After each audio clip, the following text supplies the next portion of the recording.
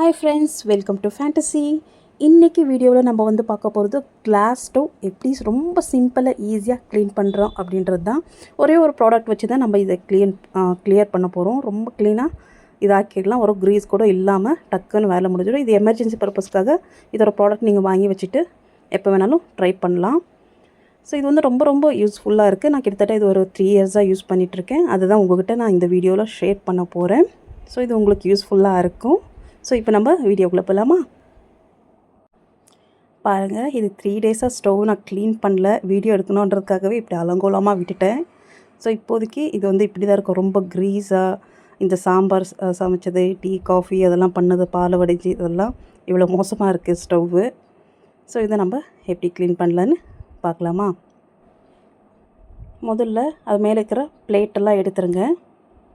ரொம்ப பாருங்கள், ரொம்ப ரொம்ப அழகாக இருக்குது, ரொம்ப கேவலமாக இருக்குது பார்க்குறதுக்கே. இந்தளவுக்கு நான் மோசமாக எல்லாம் வைக்கவே மாட்டேன், எவ்ரிடே க்ளீன் பண்ணிடுவேன். ஸோ பாருங்கள், ரொம்ப ஸ்டக் ஆகிடுச்சு. ஒரு நைஃப் வச்சு அதை எடுத்துட்டேன். ஸோ இந்த பிளேட்டெல்லாம் நான் தனியாக இப்போ வாஷ் பண்ணி எடுத்து வச்சுருவேன்.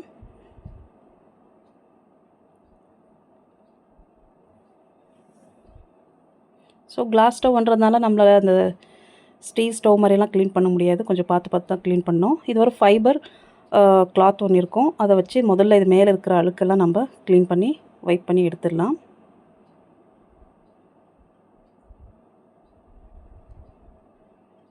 அந்த ஆயிலு அந்த டர்ட் என்ன இருக்கோ முதல்ல அதெல்லாம் எடுத்துடலாம். கிளாஸ் ஸ்டவ்ன்றதுனால இது வந்து மேலே கொஞ்சம் க்ரீஸாக இருக்கும், சில டைம் நம்மளுக்கு தெரியவே தெரியாது. ஸோ இது மாதிரி ஒரு டூத் ப்ரஷ் ஏதாச்சும் ஒன்று எடுத்துக்கோங்க. இது பாருங்கள், இதுதான் மெயின் ப்ராடக்ட், CIF சிப். இது தான் நான் வந்து கிட்டத்தட்ட 3 வருஷமாக யூஸ் பண்ணுறேன். நல்ல ஒரு ப்ராடக்ட், எமர்ஜென்சிக்காக இது வந்து நான் யூஸ் பண்ணுவேன். இல்லைனா மற்ற நேரத்தில் நான் வந்து வீட்டில் இந்த லிக்விட் அதெல்லாம் போட்டு அதவே நான் க்ளீன் பண்ணிப்பேன். ஸோ இது வந்து கொஞ்சம் வேலை இழுக்காது, டக்குன்னு சீக்கிரமாக வேலை முடிஞ்சிடும். ஸோ இப்போ இந்த ப்ரஷ்ஷு வச்சுட்டு முதல்ல அந்த சிப் லிக்விட் எப்படி வேணுமோ நல்லா அப்ளை பண்ணிடுங்க.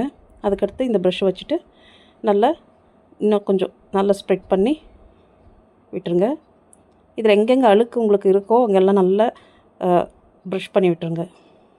பாருங்கள், இந்த ரிங் இருக்குல்ல, இந்த ஸ்டவ்வோட இந்த கார்னர்லாம் ரொம்ப அழுக்காக இருக்கும், க்ரீஸாக இருக்கும். அந்த ஸ்டவ்வோட நாப் அங்கெல்லாம் கலத்தி பார்த்தா ஸ்டவ்வோட நாப் என்னால் கழுத்த முடியல, ரொம்ப டைட்டாக இருந்துச்சு. ஸோ அதனால் அதுவும் ப்ரஷ்ஷை வச்சு நல்லா தேய்ச்சிட்டேன். நல்லா தேய்ச்சி எடுத்துருங்க. இது வந்து டக்குன்னு க்ளீனாக முடிஞ்சிடும், ரொம்பலாம் வேலை வாங்காது.